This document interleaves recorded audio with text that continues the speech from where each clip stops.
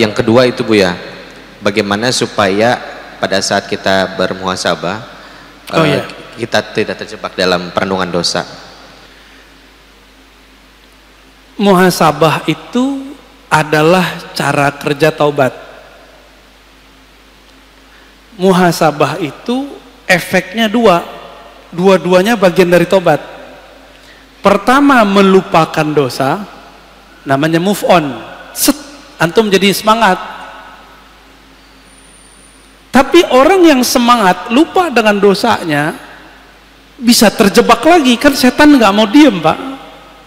Nanti ada setan jadi orang soleh. Gimana ciri-cirinya? Yang sudah tobat ini dia belum mateng, sudah berani untuk mengklaim dirinya tobat, lalu mengklaim orang pelaku maksiat seperti dia dulu, orang-orang yang kotor. Ini banyak nih anak-anak hijrah banyak kejebak di sini karena tidak tahu seni muhasabah. Ketika kita muhasabah, dalam muhasabah pun ada setan. Itu ketika kita move on, apa yang kita rasakan? Kita menyalahkan masa lalu atau kita menyalahkan diri. Kita memandang hina orang yang melakukan masa lalu kita, pekerjaan masa lalu kita itu masih dikerjain oleh teman kita. Kita memandang hina dia atau kita sayang kepada dia. Kalau antum sayang kepada dia, mengasihi dia, berarti sukses tobatnya.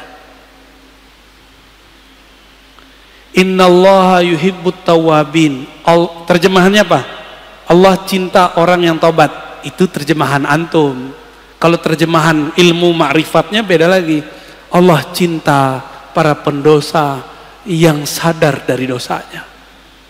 Itu arti aslinya. Berarti orang maksiat bisa dicintai Allah, bisa.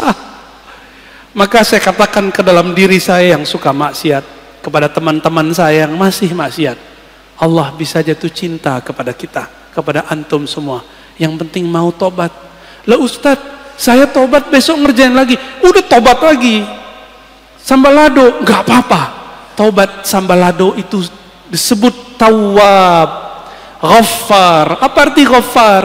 Allah yang menerima istighfar berkali-kali. Tawwab, Allah yang menerima tobat lebih dari satu kali.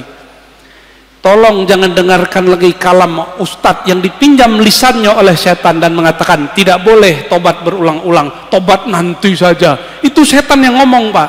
Karena Allah mengatakan tentang ciri-ciri orang yang mengundur-undur tobat, nanti saja kami tobat. Benar gak? Ada kan ayatnya?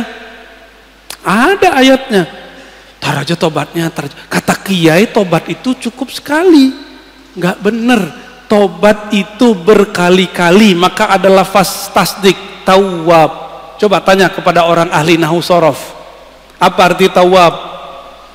Orang yang terjebak berkali-kali kepada maksiat, dia pun berkali-kali tobat sampai tobat itu jadi makomnya. Jadi saya kalau melihat ada orang maksiat, saya bawakan ke diri saya sendiri. Antum jangan jijik ngelihat perempuan yang buka aurat. Mata antum kan menikmati, ya toh? Jujur tuh yang senyum-senyum tuh, jujur tuh, ayo senyum. Pada bengong kan? Itu kita munafik ke dalam diri kita sendiri. Coba sesali ya Arab. Aku mengatakan orang itu hina, tapi aku menikmatinya. Gawat gak? Kita jijik katanya, benci melihat orang buka aurat, tapi mata antum tuh gak bisa lari dari dia. Bisa gak mata kita lari dari orang cantik, bening, buka aurat? Gak bisa. Antum gak ghadul basar di depan orang. Antum bisa ghadul basar depan masyarakat, depan teman. Di rumah buka Instagram bisa ghadul basar nggak? Saya nggak yakin. Jangan sok suci. Maka karena kita ini nggak ada yang benar utuh, makom pertama yang mesti kita buka adalah makom taubah. Ya, pribadi yang suka taubah. Jadi orang yang taubat itu level pertamanya move on, lupa sama dosanya, tapi dia tidak membenci pelakunya.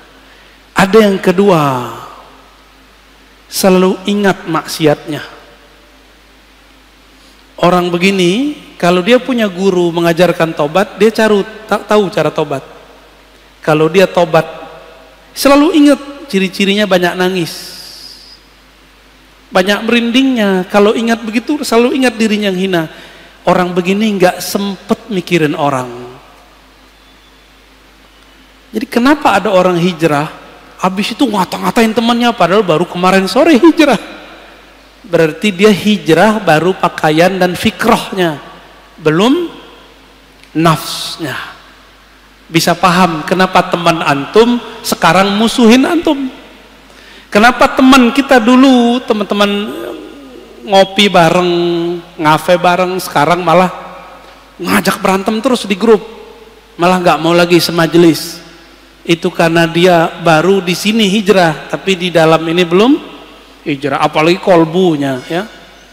Mana ada orang ahli zikir sibuk posting video, ya nggak? Cukup lah ya. Baik teman-teman, cukuplah ayat ini. Waman jahada fina lanahdiyannahum subulana. Mau sampai kepada Allah, mujahadah. Bisa mujahadah sendiri? Tidak. Maka ikutlah mujahadah orang yang sudah sukses mujahadah. Disitulah perlu bertorikoh. Maka torikoh perlu direvisi, diinovasi setiap masa, walaupun namanya sama.